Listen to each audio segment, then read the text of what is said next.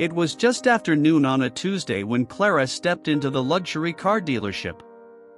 The sun was blazing outside, but inside, the air conditioning buzzed softly, and the glossy marble floors reflected the shine of high-end vehicles lined up like art pieces in a gallery. She walked slowly, her eyes drifting across the polished hoods of sleek black sedans, deep blue convertibles, and silver coupes that sparkled like diamonds under the showroom lights. Dressed in simple jeans and a loose beige sweater, with her hair tied back and her purse hanging loosely from one shoulder, she looked out of place among the chrome and glass. But her eyes held a quiet confidence. A salesman standing near the entrance spotted her almost immediately. He was tall, well-dressed, and busy chatting with another staff member. His smile faded slightly as he watched her walk in. Without breaking stride, Clara approached a navy blue Rolls Royce parked near the center of the room. Her fingertips gently brushed the handle, and her eyes lit up, not with greed, but with admiration, like someone appreciating craftsmanship more than cost. The salesman finally approached her, his polished shoes echoing softly as he walked. "Excuse me, ma'am," he said, his tone polite but firm. "Can I help you with something?" Clara turned to him, nodding. "Yes, I'm interested in this model. I've read a lot about the Phantom. Do you have time to walk me through the features?" The man hesitated for a moment, then glanced down at her worn sneakers and her unbranded bag. His lips tightened. "This car starts at $500,000, he said flatly. "It's usually by appointment only for serious buyers." Clara blinked, caught off guard. "I didn't realize appointments were required. I just happened to be in the area and wanted to take a closer look. I'm definitely interested in buying." The salesman chuckled softly, but there was no humor in it. "I see. Well, we don't usually do walk-ins, especially for this level of vehicle. If you want, I can give you a brochure." Clara looked at him quietly. "No test drive? No conversation? Just a brochure?" "I'm sorry, ma'am. We've had people come in just to take photos or touch the cars." "It's nothing personal," he added, though his eyes said otherwise. At that moment, another woman walked in, dressed in designer heels, a sleek dress, and holding a flashy handbag. Two salesmen rushed to greet her before she even had time to look around. Clara watched as they offered her water, asked her what kind of champagne she preferred, and walked her toward a red sports car that gleamed like a ruby. Clara took a slow breath, nodded politely to the first salesman, and turned toward the door. As she walked out, no one called after her. No one asked her name, or even offered to schedule that appointment. The glass door closed behind her with a soft hiss, and the warm afternoon sun hit her face. She got into a modest silver sedan parked outside, closed the door gently, and sat there for a moment, her hands gripping the wheel. She wasn't angry, not exactly. But she was something close to it. Not because she couldn't afford the car. Not because she had been embarrassed in public. But because of the look in the man's eyes, like he had already decided her worth the moment she walked through that door. That night, Clara sat across from her husband in their kitchen, a peaceful space filled with warm lighting, fresh flowers, and the smell of baked rosemary bread still cooling on the counter. Her husband, Ethan, was dressed casually, wearing glasses and reading from his tablet. His expression changed as she recounted what had happened. He didn't speak at first. Just listened. That was something she had always loved about him, he really listened. "They didn't even ask my name," she finished softly. "Just offered me a brochure like I was wasting their time." Ethan put the tablet down. "Which dealership?" Clara looked up. "The one on Parkview Boulevard." He nodded. "What time were you there?" She told him. He stood up, kissed her forehead, and said, "I'll handle it." The next morning, the dealership looked exactly as it had the day before, bright, gleaming, and meticulously polished. The sales team was gathered, sipping coffee, preparing for what they assumed would be another regular day of serving wealthy clients and running credit checks. Then, at exactly 10:05 a.m., a convoy of luxury vehicles pulled into the lot. Leading them was a custom black Rolls Royce with a chrome trim and deep red interior, shining even under the cloudy sky. The doors opened slowly. Out stepped Ethan. But the staff didn't recognize him, not yet. Because Ethan looked unassuming. He wasn't dressed like a billionaire. No flashy watch, no expensive sunglasses. Just jeans, a crisp white shirt, and the calm, focused energy of someone who was very, very used to walking into rooms where no one expected him to own the room. Behind him, two other people stepped out, assistants from his firm, carrying folders. One of them began filming on a phone, not in an aggressive way, but calmly, professionally, as if documenting a project. The dealership manager was summoned immediately. The same salesman who had turned Clara away spotted Ethan but didn't make the connection. He approached with a well-practiced smile. "Good morning, sir. Looking for something in particular?" Ethan nodded slowly, his gaze sweeping across the cars inside. "Actually, I was here yesterday. My wife came in to take a look at the Phantom. She was turned away." The salesman blinked, caught off guard. "Oh. I wasn't aware of that. Did she have an appointment?" Ethan smiled faintly. "She didn't need one. We're looking to buy 3 cars today. 1 for personal use. 2 for our new development branch opening across the country. But we like to test service before investing." The salesman started to say something, but his words faltered. The manager had arrived and overheard everything. "I'd like to speak with whoever was on duty at 12:15 p.m. yesterday," Ethan said calmly. "My team will be filming. Not for the media, just for internal purposes." By now, the entire dealership had gone quiet. Sales staff stood frozen, unsure what to do. The manager's face had gone pale. Outside, Clara sat in the Rolls Royce, the same quiet expression on her face. But this time, she didn't look like someone who had been underestimated. She looked like someone who had simply waited long enough for the truth to catch up. And as Ethan walked into the dealership, the tension in the room rose like static before a storm, because this was no ordinary visit. And what came next, no one in that building was prepared for. Inside the dealership, you could feel the energy shift. The staff, once so confident and casually arrogant, now moved with uncertainty. A few glanced nervously at the front desk, whispering among themselves, trying to figure out who exactly this man was and how much trouble they might be in. Ethan stood calmly near the Phantom his wife had admired just the day before. His gaze was fixed on the car, but his mind was clearly somewhere else. Clara remained seated in the Rolls Royce outside, watching through the tinted windows. She didn't look smug or bitter. She looked like a woman who had seen the world judge her too many times and was simply tired of pretending it didn't sting. One of Ethan's assistants handed the dealership manager a folder. Inside it were printed details, company letterhead, bank documents, and a business proposal showing a purchase request for 3 luxury vehicles totaling nearly $2 million. The paperwork was clean, thorough, and left no doubt about the buyer's capacity. Ethan's full name and credentials were on display.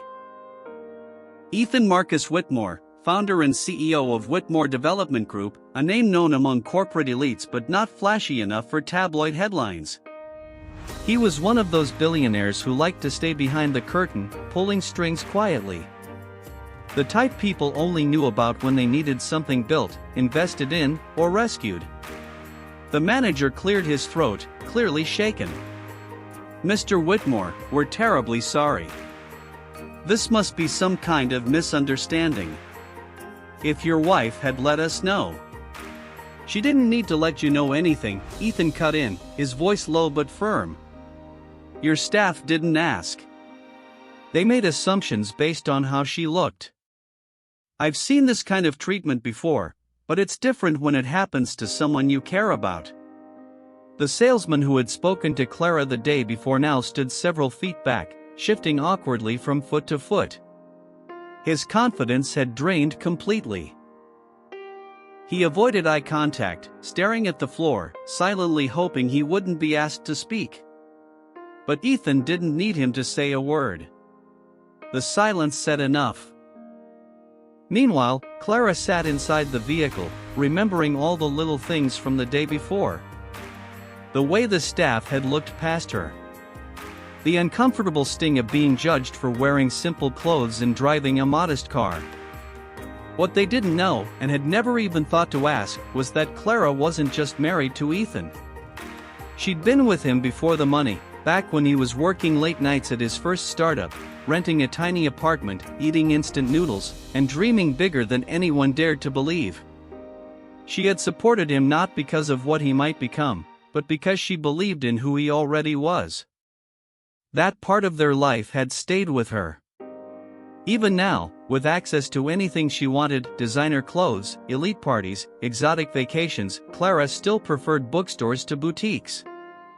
She chose honesty over image. And maybe that's why it hurt more than she expected to be dismissed so quickly at that dealership. It wasn't about pride. It was about how invisible people can make you feel when they think you don't matter. Back inside, Ethan paced slowly past the other luxury vehicles, the filming assistant capturing his every word and movement. When you work in service, especially luxury, your job isn't just to sell things, it's to treat people with respect, regardless of how they look. My wife didn't need a bottle of champagne or a red carpet. She needed a fair chance to be seen. She didn't get that. The tension in the room built steadily. The manager began apologizing again, promising to personally handle the sale, to offer special discounts and perks. But Ethan waved it all away. This isn't about money. It's about how your team made someone feel. That's a harder debt to repay. Word had already started spreading. Employees from the maintenance bay peeked through the windows, curious. A few customers, oblivious at first, now stared with interest.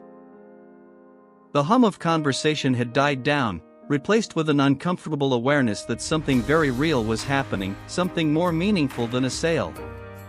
Ethan's phone buzzed, and he checked it briefly. Clara had messaged him just 2 words, "Still outside." He smiled faintly.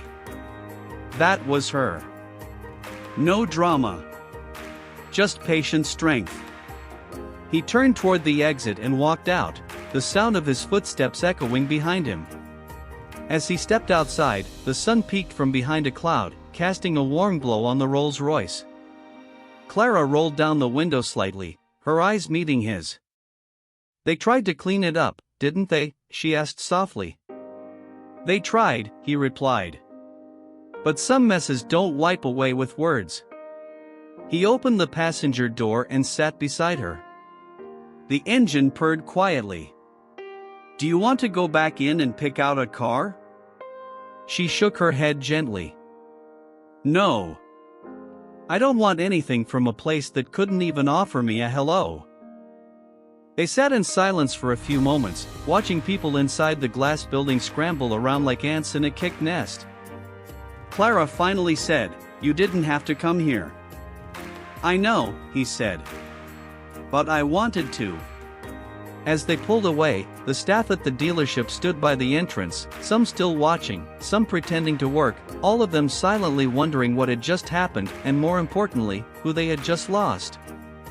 Later that afternoon, a few clips from the quiet confrontation began circulating online. Someone from the dealership had posted anonymously, describing the incident without naming names. But a short video soon followed, showing Ethan speaking calmly, powerfully, inside the showroom. And someone in the comments recognized him. then another. Within hours, the story had gained traction not because it involved a billionaire, but because it struck a nerve. People could relate. They knew what it felt like to be overlooked, judged too quickly, spoken to like their time wasn't worth anything. Clara's story wasn't just hers, it was shared by millions who had walked into places where they didn't look like they belonged, only to prove later that they did. The dealership issued a public statement the next morning, calling it an isolated incident and promising retraining. But by then, it was too late. The damage was done. Their brand had become a symbol of everything wrong with surface-level service in a world obsessed with appearances. And yet, Clara and Ethan never posted a single comment. They didn't reply to media inquiries. They didn't gloat. They just moved on, quietly, together. Because for them, the real luxury was never in the car. It was in how you treat people when no one's watching. The next few days were quieter on the surface, but the tension kept rising behind the scenes. Clara returned to her usual routine. Morning walks through the neighborhood park, visits to the local flower shop, and lunch at her favorite cafe. But everything felt different. Strangers began recognizing her, some coming up to thank her for standing up for regular people, while others asked invasive questions about her husband's wealth. Clara handled them all with grace, but inside, she was unsettled. This wasn't the kind of attention she wanted. She'd never been drawn to status or fame, and now, somehow, she'd become a symbol of both. Ethan, on the other hand, had become more guarded. At the office, he'd noticed the whispers among his board members, and the shift in tone during client meetings. One of his business partners, Martin Hale, had even pulled him aside and said, "This dealership thing, it's all over the internet. I get it, but you might want to lay low for a while. Investors don't like unpredictability." Ethan had nodded, said he understood, but his mind was already somewhere else. The incident at the dealership had cracked open something deeper, something both Clara and Ethan had tried not to acknowledge for years. While they lived in the same world, they often experienced it in completely different ways. Ethan, with his sleek suits and powerful connections, walked into every room with respect already given. Clara, in her quiet simplicity and love for the little things, had to earn that respect or fight for it. And now, she was wondering whether the life they'd built was really as balanced as they once believed. Meanwhile, the dealership itself wasn't done with the story. The manager, furious over the viral fallout, had tried to downplay the situation internally. He called meetings, pushed PR efforts, and even dismissed the salesman who had first turned Clara away. But the damage ran deeper than any one employee. The staff had begun whispering about a possible audit, about rumors of Ethan Whitmore pulling strings to have the dealership's operations reviewed. Though he hadn't made such a move yet, the idea alone caused enough panic to keep everyone on edge. But Clara wasn't interested in revenge. She was more focused on the bigger picture. One evening, as they sat on their back porch, she brought up something that had been bothering her. "Ethan, what if this whole thing is just a sign? Maybe I'd been too invisible in our world. Not because you made me feel that way, but because the world only seems to see me when I'm next to you." Ethan looked up from his laptop, brows furrowed. "That's not true. You've built your own space." She nodded slowly. "A small one. But think about it.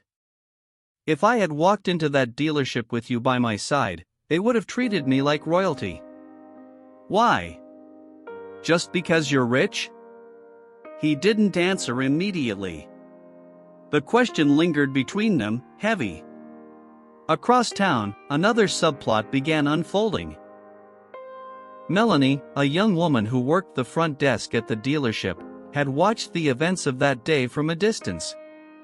She'd been new, still learning the ropes, but she hadn't missed how Clara had been treated. In fact, She'd been the one who initially offered her a water bottle before being quietly told by a senior colleague not to waste effort on browsers. The phrase had haunted her ever since.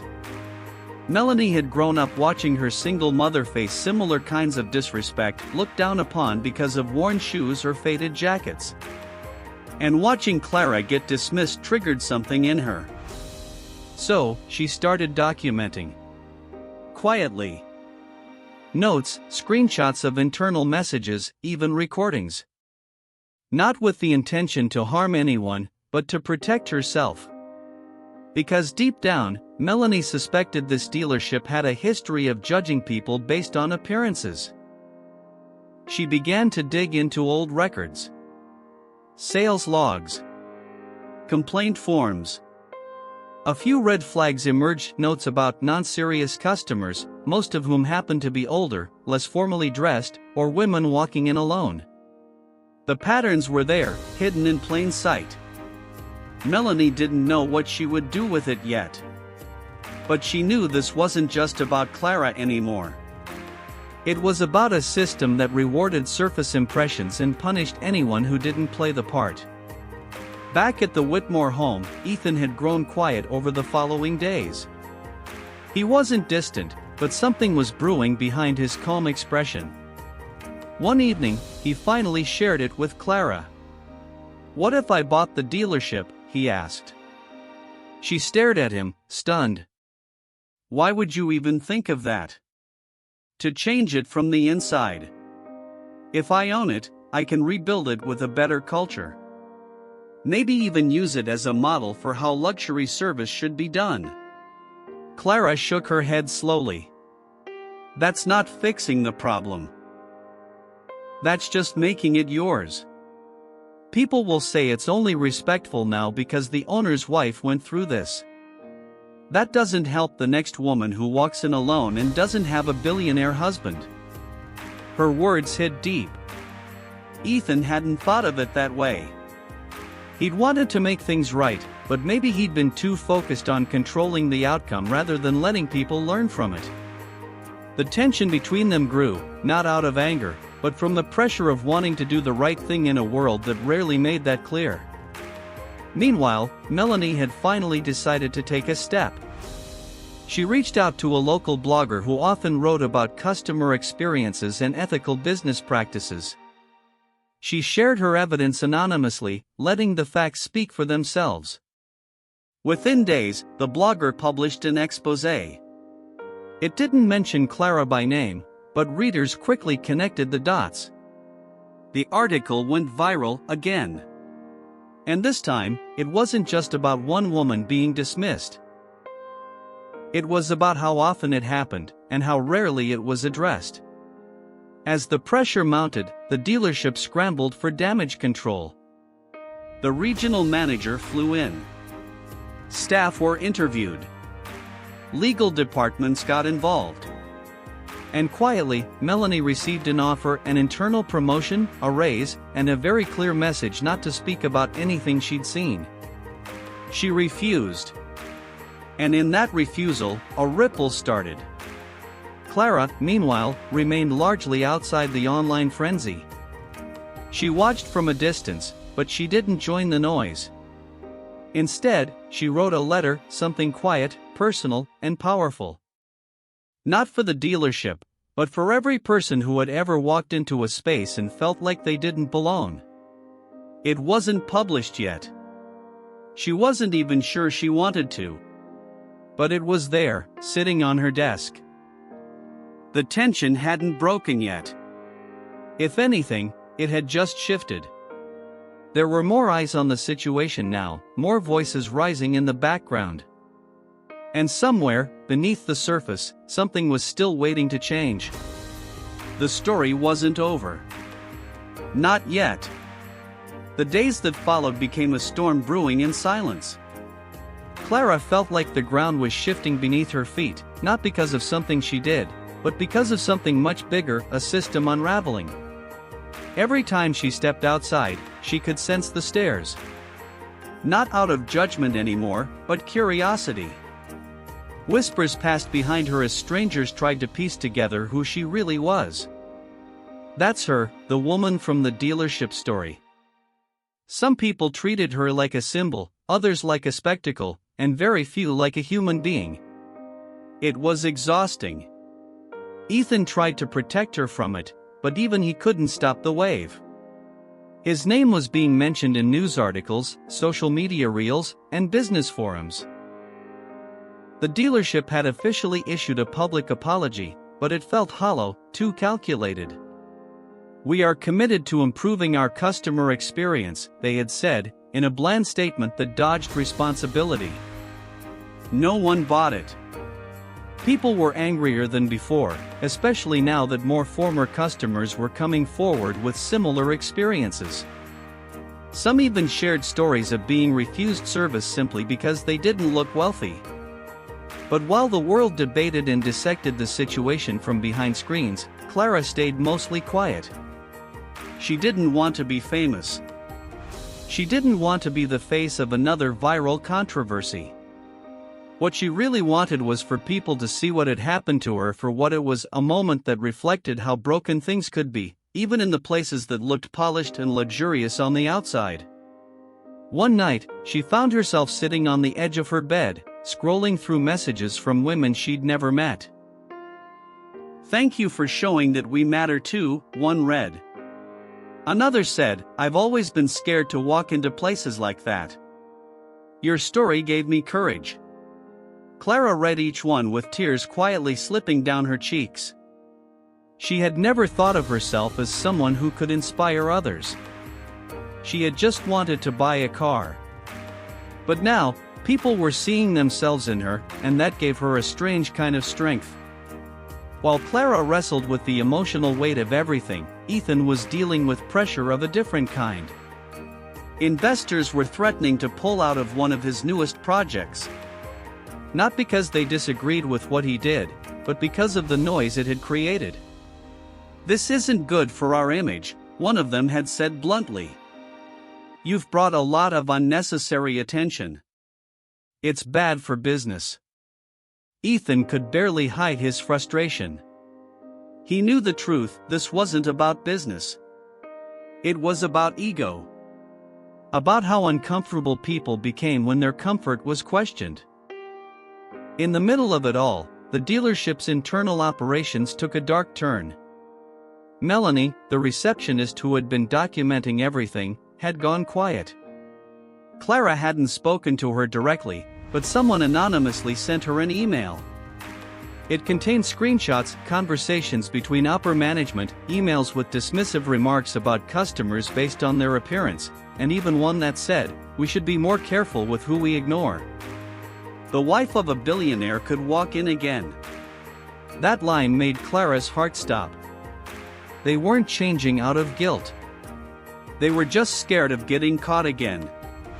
Clara showed Ethan the email, and he read it without saying a word. When he finished, he closed his laptop and leaned back, staring at the ceiling. "They still don't get it," he said after a long silence. "They think this is about reputation, not respect." His jaw tightened. "We can't let this slide." But Clara still wasn't sure what to do. Fighting back could mean dragging herself further into a spotlight she never wanted. Staying silent could let the problem fade without ever being fixed. She was caught in the middle, between principle and peace. Then, something unexpected happened. Melanie reached out directly. She asked Clara to meet her in person. At first, Clara hesitated. She wasn't sure she was ready to face someone who had been so close to the heart of the issue. But curiosity and a strange sense of responsibility pulled her in. They met at a small cafe tucked into a quiet street. Melanie looked nervous but determined.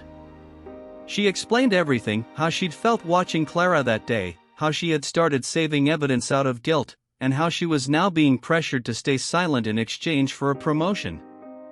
"I don't want to take their money," she said softly. "But I'm scared.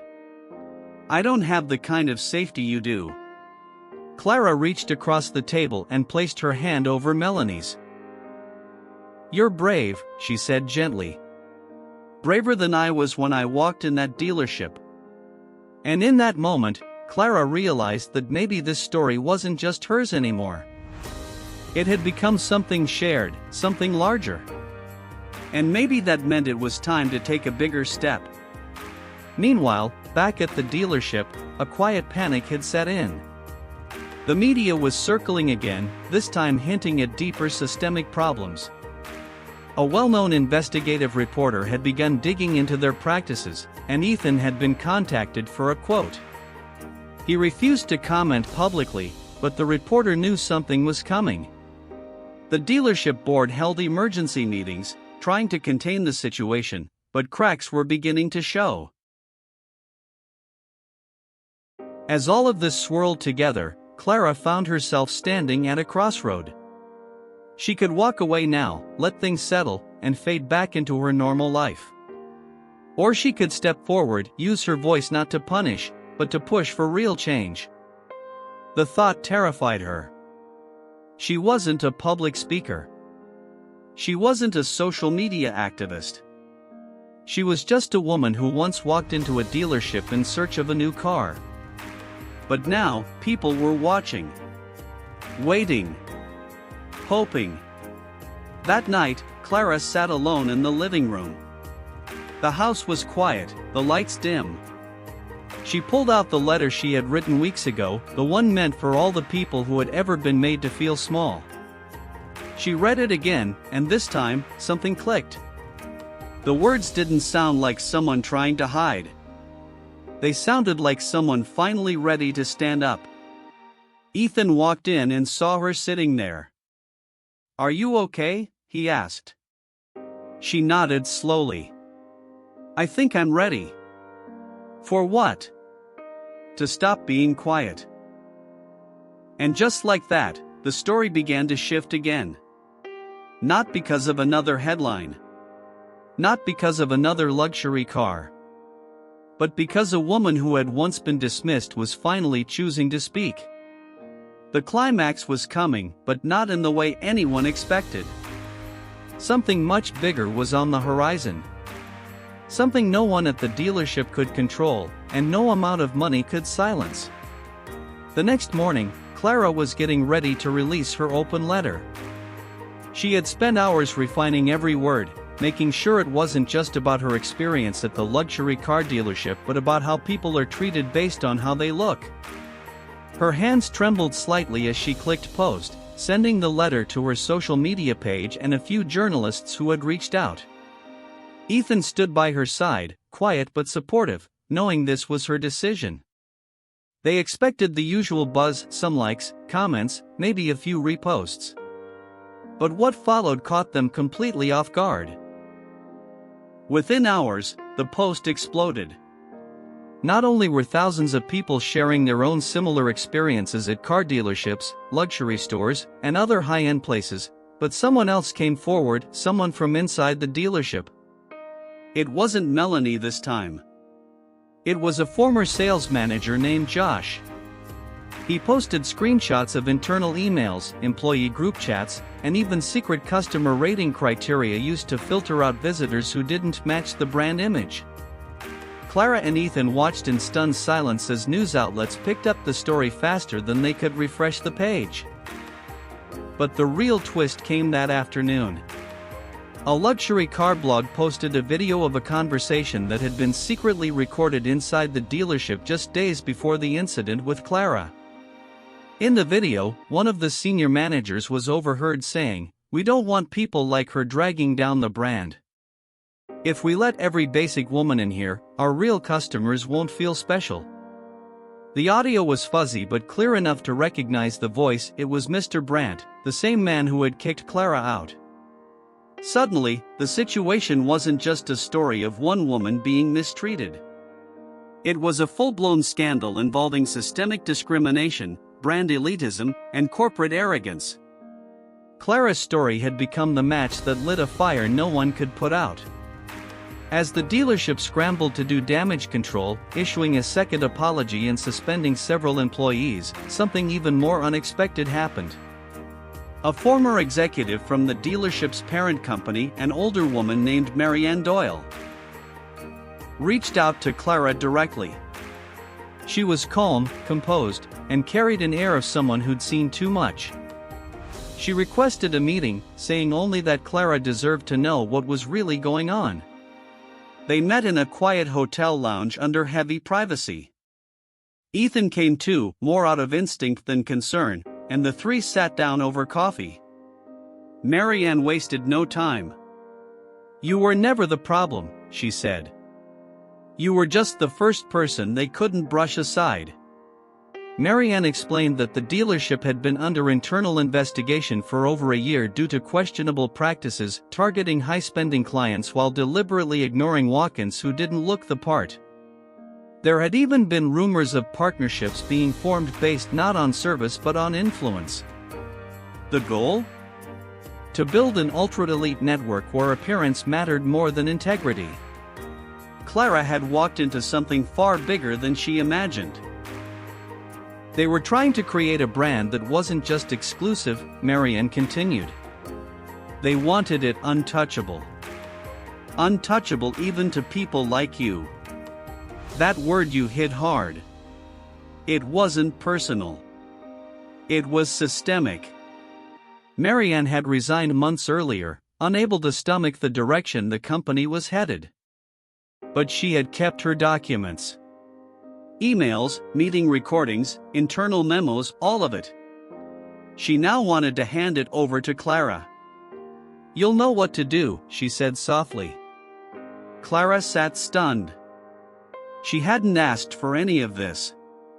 She didn't want revenge or a headline. She just wanted people to be treated with basic dignity. But now, she was holding proof of something that could change everything, not just for that dealership, but for others built on the same toxic values. Meanwhile, the dealership's public relations team was in a frenzy. Customers were canceling pre-orders. Influencers were returning cars. Stock prices of the parent company had taken a dip, and whispers of investor lawsuits were starting to circulate. Mr. Brandt had gone silent, refusing interviews and locking his social media accounts. But just when it seemed like the full weight of the conflict had surfaced, another twist hit. That night, Ethan received a call from an unknown number. The voice on the other end was robotic, masked through software. The message was clear: if your wife doesn't take down the post and stop feeding this story, your next deal won't go through. Then the call ended. Ethan stared at the phone, stunned. Clara looked at him, and for a moment, there was a silence between them that said everything. This was no longer about public backlash or online debates. Someone, maybe a group, was now trying to silence them. And that meant they were getting close to something someone desperately wanted buried. The fear was real. Clara had never been threatened before. But something else stirred within her too: clarity. If they were willing to threaten a billionaire's family, how many others had they silenced before? The next day, Clara met with Melanie and Josh. They decided to go public together, not just with statements but with real documentation. As they planned the next steps, a documentary producer reached out, wanting to cover the entire journey. Offers for interviews came from across the country. But Clara refused most. She wasn't chasing fame. She was chasing change. Still, the pressure mounted. Clara's friends were being contacted. Someone leaked her private email. A few luxury car blogs accused her of weaponizing cancel culture. The narrative was shifting fast, and Clara had to stay one step ahead. Ethan stood by her, more determined than ever. He reached out to a legal team to protect their family and contacted cybersecurity experts. They weren't just reacting now, they were preparing for whatever came next. As the days passed, the pressure cooker only intensified. Everyone was waiting to see what Clara would do with Marianne's documents. People expected a viral video, a legal battle, maybe a sit-down interview with a primetime network. But Clara wasn't rushing. She was planning something much more powerful. Something that would expose the truth on her terms, without letting the noise drown out the message. And as she looked out the window that night, her heart heavy but steady, she whispered to herself, "They thought I was just a woman looking for a car. Now they'll know I was the wrong woman to underestimate." The climax was coming.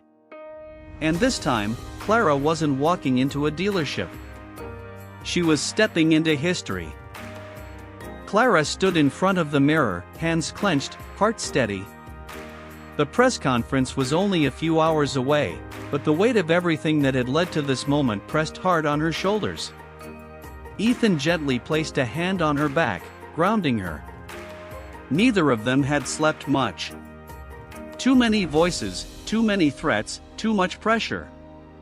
But this wasn't just about them anymore. It had become bigger, about every person who had ever been turned away, humiliated, or dismissed simply because someone didn't see their worth on the surface. The media had been buzzing all morning.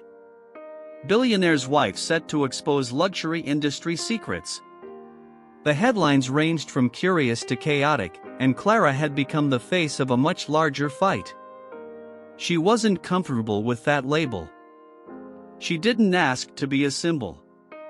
But here she was. As she stepped into the room filled with cameras, reporters, and flashing lights, silence fell. Everyone wanted to know what she had to say, and more importantly, what she was going to show. Clara didn't speak right away. She took her time, placed a folder gently on the podium, and looked directly into the crowd. "A few days ago, I walked into a dealership hoping to buy a car. Instead, I was treated like a problem that needed to be removed. I was judged by what I wore, how I looked, and by assumptions that had nothing to do with who I am or what I represent. But what I experienced wasn't new. It's been happening for years, to thousands of people who don't have the platform I now do." She opened the folder slowly, pulling out printed emails and transcripts. The room held its breath. These documents show a pattern of deliberate discrimination, manipulation, and cover-ups at the highest levels of this company. Employees were rewarded for profiling. Customers were ranked by brand image compatibility. And those who spoke up were silenced. Gasps filled the room as she handed copies to the reporters in the front row. Screens behind her lit up with slides of evidence, emails from executives, audio snippets, internal notes. Ethan watched proudly from the side, knowing how much courage this moment took. Then, just when it seemed like the worst had been revealed, Clara dropped the final piece. "There's one more thing," she said, voice steady. "This isn't just about one dealership or one brand. It's connected to a much larger network of luxury groups, sharing data, sharing judgments, sharing customers. And this," she held up a USB drive, "is proof." The room erupted. Reporters scrambled to get their questions in, but Clara wasn't done. She stepped down from the podium and let her legal team take over. The media had enough for now. Enough to dig deeper, ask harder questions, and expose even more. Clara didn't need to say anything else. The truth was already out there. But just as she walked off stage, her phone buzzed. A message from an unknown number appeared on the screen. "You were never supposed to find out about Zurich." Clara stopped in her tracks. She showed the message to Ethan, and his face tightened. Zurich wasn't in any of the documents Marianne had given them.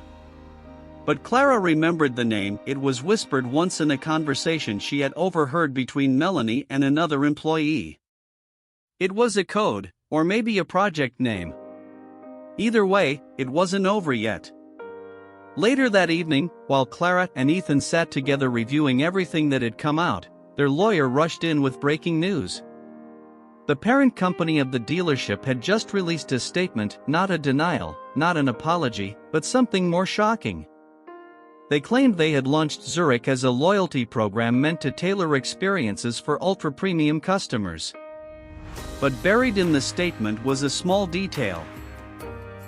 They had shared personal customer data with outside firms, including private profiling firms. That changed everything. What started as Clara's personal experience at a dealership had now spiraled into a possible privacy scandal. Not only were people being profiled, but their information was being sold, tracked, and used to determine their access to services and treatment in high-end spaces. Clara stared at the statement, realizing that the fight she thought was ending had just taken a sharp turn. But for now, the immediate battles had been won. Mr. Brandt had resigned under pressure. The dealership's doors were closed temporarily. Melanie and Josh were protected under whistleblower status. And most importantly, public awareness had exploded. People across the country were coming forward. Blogs, influencers, even celebrities were sharing stories of discrimination and unfair treatment in luxury spaces. Change was happening, even if slowly. Clara finally allowed herself a breath. She hadn't expected to be the center of a national conversation. She hadn't planned any of this. But maybe that's why it worked. She wasn't trying to be anything she wasn't. She was just a woman who wanted to be treated with basic respect. Ethan sat beside her and smiled. So, what now? Clara looked down at her phone again. That message about Zurich still lingered. She didn't have all the answers yet. But she had the courage to keep going. And this time, she wouldn't be alone. A few days later, she received an anonymous envelope. Inside was a flight ticket to Switzerland and a single note that read, "You've only scratched the surface." And just like that, the story that had seemed to end opened a brand new chapter. Clara stared at the flight ticket in her hand, her fingers gently brushing over the embossed logo. Zurich. The name had haunted her since that anonymous message, and now it was calling her to a place where more secrets might be waiting. But this time, she didn't feel uncertain or afraid. She felt prepared. Everything she had been through, the humiliation, the betrayal, the disbelief, had built her into someone stronger. Not just a simple woman who had been kicked out of a car dealership, but someone who had stood her ground and changed the conversation around power, wealth, and dignity. Ethan sat across from her in their living room, watching her in silence. The past weeks had tested them both in ways they hadn't expected, but their bond had only grown. He had supported her through every twist in the story, and now, he was ready to follow her again wherever this new lead might take them. Clara placed the ticket down on the table and leaned back, taking a deep breath. "Maybe we don't go just yet," she said softly. Ethan raised an eyebrow. "You're not curious?" "I am," she replied. "But I think there's something we need to finish here first." Clara wasn't just talking about the legal fallout or the public response to the dealership scandal. She was thinking about the people. The messages she received daily from strangers. Stories from other women, from minorities, from customers who had been treated unfairly for years. Some were heartbreaking. Others were empowering. Together, they painted a picture of a system that had been broken for far too long. Clara knew that what had happened to her wasn't rare, it was just finally seen. So she decided to stay for now, and instead of chasing Zurich immediately, she used her platform to elevate others. Clara began working with consumer rights organizations and advocacy groups. She helped launch a digital series featuring stories like hers. Real people sharing moments of unfair treatment in the luxury world and beyond. It wasn't just about luxury anymore. It was about respect, human value, and dignity. Melanie, the young woman from the dealership who had quietly helped Clara when no one else would, had been offered a new job at a luxury consultancy firm that valued transparency and inclusivity. Clara had personally recommended her, and Melanie was thriving. Josh, the former manager who risked his job to expose the truth, had started a blog that was gaining traction, offering behind-the-scenes insights into how high-end companies operated and how customers could protect themselves. Even Mr. Brandt, after resigning under public pressure, issued a formal apology. While many questioned his sincerity, Clara acknowledged it with quiet grace. She didn't want revenge. She wanted change. And it seemed like the ripple effect of her story was doing just that. Meanwhile, the media buzz had slowed down, but the awareness hadn't faded. Clara's story continued to trend in videos, blog posts, and online discussions. Keywords like billionaire wife dealership incident, luxury discrimination story, and Clara Rolls Royce moment were still ranking high across social platforms. The moment her husband's luxury car pulled into the dealership had become symbolic of standing up for dignity in the face of judgment. But Clara knew it wasn't really about the car. It never had been. One evening, while reviewing footage from a documentary that a small team was creating about her journey, Clara paused on a still shot of herself wearing that same simple dress, standing outside the dealership door just moments after being kicked out. There was a mix of sadness and quiet strength in her eyes. She remembered that version of herself. Confused. Embarrassed. Angry. But also determined. That moment had changed everything. She turned to Ethan, who was sipping tea beside her.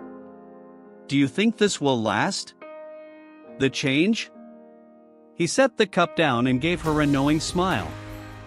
"As long as there are people like you who don't let the world look away." Clara smiled.